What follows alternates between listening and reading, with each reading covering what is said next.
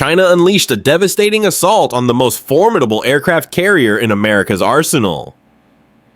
At 6:10 in the morning on June 8, 2025, the Chinese shoreline erupted in flames. A massive wave of cruise missiles, suicide drones, and fighter formations took off at the same time, all of them racing directly toward the USS Gerald R. Ford. However, the American flagship was not defenseless. The moment the threat was picked up by the defense network, destroyers fired SM-6 interceptor missiles, and F-35C fighter jets soared into action. The sound of explosions rang out over the ocean as the United States protective barrier sprang to life. Right after that, the United States struck back aggressively from the deck of the Gerald R. Ford, with F-35C stealth fighters tearing through the atmosphere, their afterburners glowing bright. Scores of Tomahawk missiles blasted out simultaneously. Meanwhile, Super Hornets loaded with heavy explosives rushed ahead. The sea roared. The skyline blazed like midday. A billion-dollar tempest of American military might charging straight toward the Chinese coastline. How did the American Defense Network manage to hold against such a ferocious attack? And will China have the strength to survive the complete power of the American counteroffensive? Before I disclose what unfolded after this, hit subscribe because you will not want to miss how this confrontation develops. At 6:10 in the morning local time, the USS Gerald R. Ford carrier strike group sliced through the South China Sea like a massive floating fortress, sailing just 180 nautical miles from the Fujian coast of China. The $30 billion nuclear-powered behemoth was protected by destroyers, each one equipped with 96 missile launchers, radars that could monitor 1,000 threats simultaneously, and stealth fighters carrying 18,000 pounds of armaments. For the United States, it was protective armor, but for China, it represented a danger. At 6:15 in the morning, inside the war rooms in Beijing, warning signals flashed crimson. Images from satellites revealed the American carrier group positioned less than 200 nautical miles from their territory. With fears that an American attack was about to happen, Beijing moved without delay. The command to strike was given. In mere seconds, the shoreline ignited like a lightning storm. 25 long-range cruise missiles blasted into the atmosphere, each one loaded with a warhead strong enough to flatten an entire city block. Along with them, 15 suicide drones flew low over the ocean surface, searching for the American carrier. Above, formations of J-16 and J-11 fighter jets, each valued at more than $70 million, roared off airstrips in Fujian and Guangdong, heading straight for the Ford and her escort ships. The sight was horrifying. All along the coastline, blazing trails cut through the atmosphere, lines of light that looked like dozens of meteors falling into the ocean. Chinese government media announced that the American invader would be eliminated shortly. From their perspective, the so-called carrier-destroyer weapons, missiles, drones, and fighters operating in coordination were impossible to stop. However, what Beijing had not yet understood was the enormity of the error they had just committed. Their initial strike, worth more than $1.2 billion in military equipment, was directed straight at the most powerful and most heavily defended naval group on the planet. And in fewer than 5 minutes, the whole world would witness what occurs when China fails to appreciate the strength of the American shield. Subscribe right now so you do not miss what happens next. At 6:19 in the morning, only 4 minutes following the initial attack from Beijing, the radar displays on board the USS Gerald R. Ford glowed bright red. Over 40 incoming dangers were speeding across the Pacific, missiles traveling at Mach 4, drones flying just 50 feet over the ocean surface, and fighters ascending rapidly. For the majority of navies, this would signal total annihilation. However, the United States Navy possessed something no other fleet had, the most sophisticated layer defense network ever constructed. The core of this protective system was the SPY-6 radar, an enormous phased array installation that could monitor over 1,000 targets at the same time. Fueled by the carrier's dual nuclear reactors, producing more than 300 megawatts of power, sufficient to supply electricity to a small city, it captured every missile, every drone, and every aircraft in crystal clear detail. In seconds, the computers on the Ford transmitted firing instructions to its accompanying ships, Arleigh Burke-class destroyers, each one loaded with 96 vertical launch tubes. The initial layer of protection struck back. SM-6 interceptors moving at more than 3.5 times the velocity of sound rocketed upward, engaging Chinese cruise missiles in the upper levels of the atmosphere.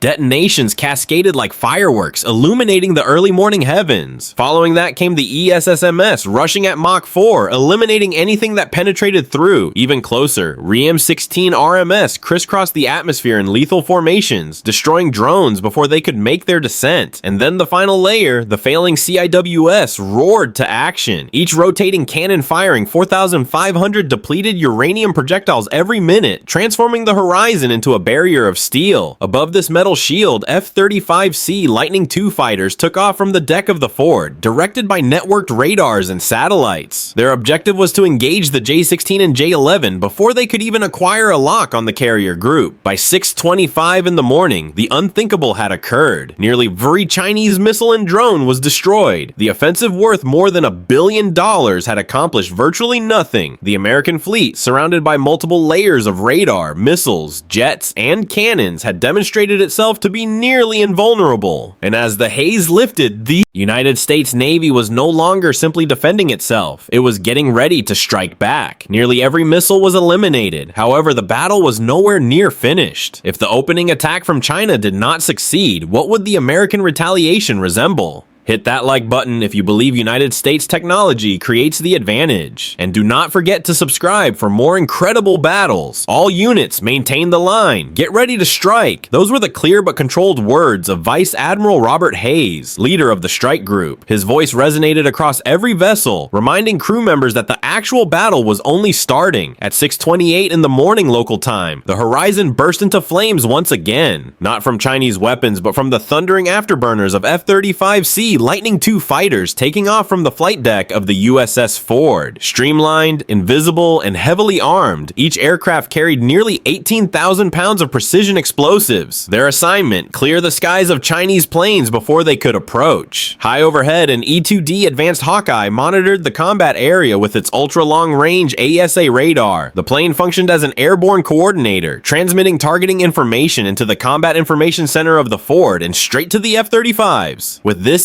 integrated network, Chinese pilots stood no chance whatsoever. As formations of J-16 and J-11 fighters poured from Fujian air bases, the Americans attacked first. AM-120D AMRAAMs raced through the clouds at Mach 4, each one with a destruction range of nearly 90 miles. Brilliant explosions of flame marked the atmosphere as 1, then 5, then 10 Chinese aircraft dropped in quick succession.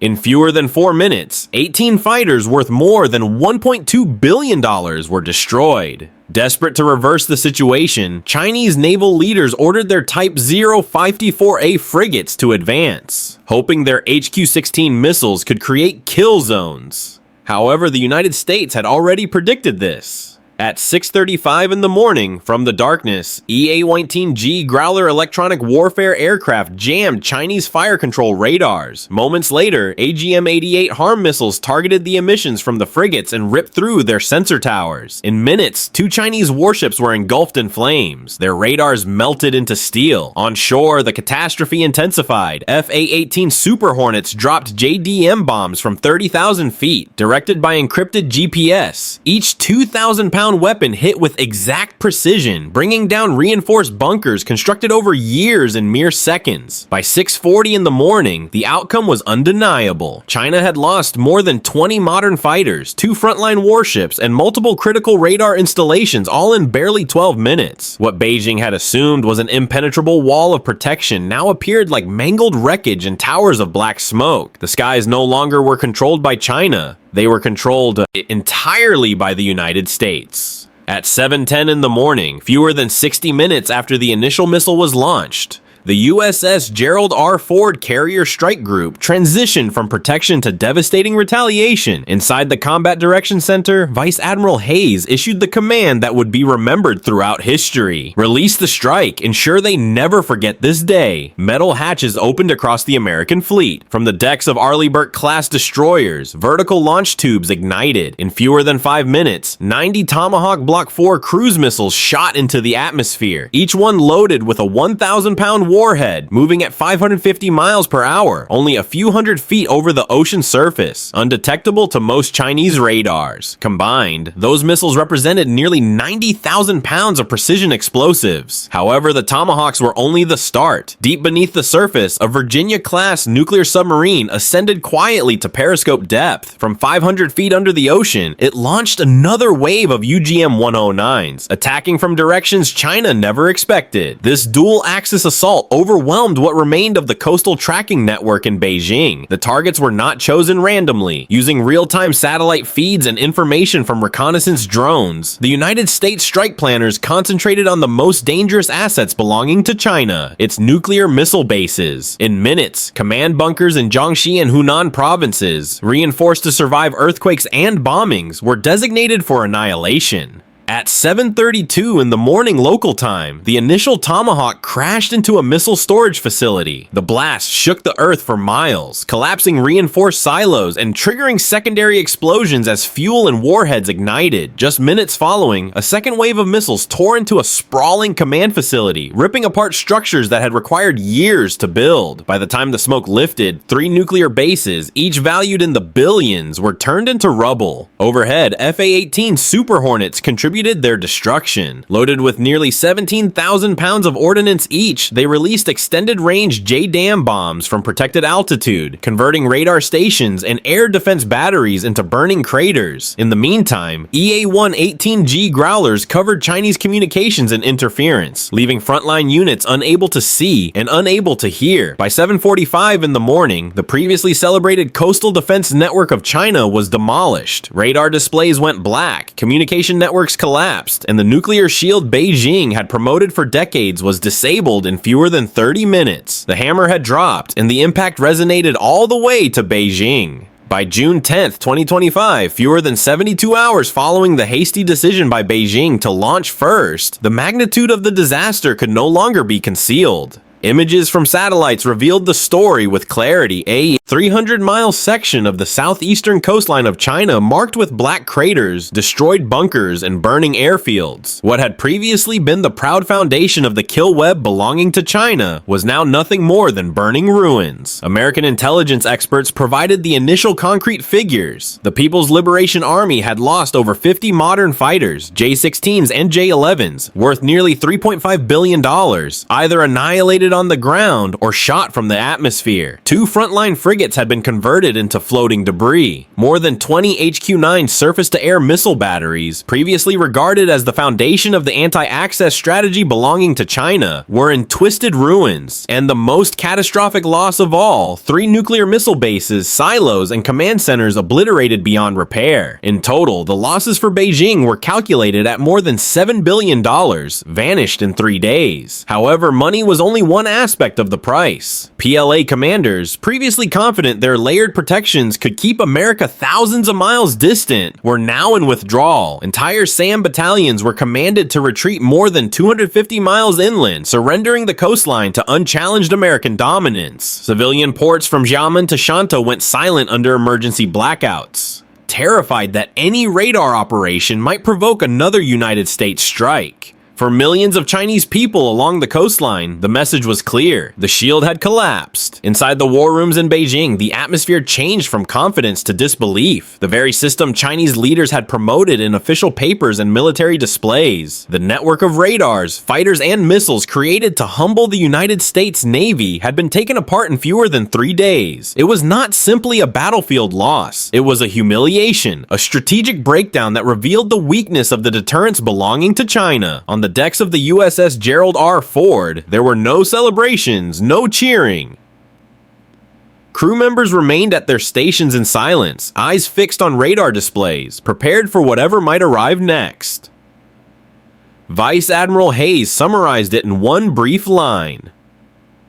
This is why we train. This is why we never break. For the United States, the operation was evidence that decades of investment in layered defense and precision strike had succeeded. For China, it was a harsh reminder that launching an attack on the American flag is not simply a risk. It is an invitation to disaster. In the end, the lesson was written not in words, but in smoke ascending over Fujian and Guangdong. When confronted head-on, the shield belonging to America holds and its hammer annihilates. The world was observing, and the message was unmistakable. The war was finished almost as rapidly as it started. In fewer than 3 days, the gamble by Beijing had transformed into a nightmare. Billions of dollars in weapons, years of planning, and decades of propaganda were wiped out. In the smoke of annihilated airfields and demolished bunkers, the United States had not only protected its fleet, it had dismantled a complete coastal defense system with surgical accuracy. The lesson was impossible to deny. In the era of modern warfare, size and numbers are not sufficient. What is important is technology, training, and the capability to adapt in seconds. The commanders of China believed sheer volume, dozens of missiles, swarms of drones, formations of fighters could overpower the shield belonging to America. However, the reality was brutal. The shield remained firm. Layer by layer, radar, interceptors, stealth jets, and electronic warfare merged into a fortress that no missile storm could penetrate. For the world, the message was frightening but unmistakable. Attacking the American flag is not simply a military danger. It is a gamble with national existence. For every nation observing, the warning blazed bright. Never underestimate the reach of American power or the steel behind its protections. And for the crew members on board the USS Gerald R. Ford,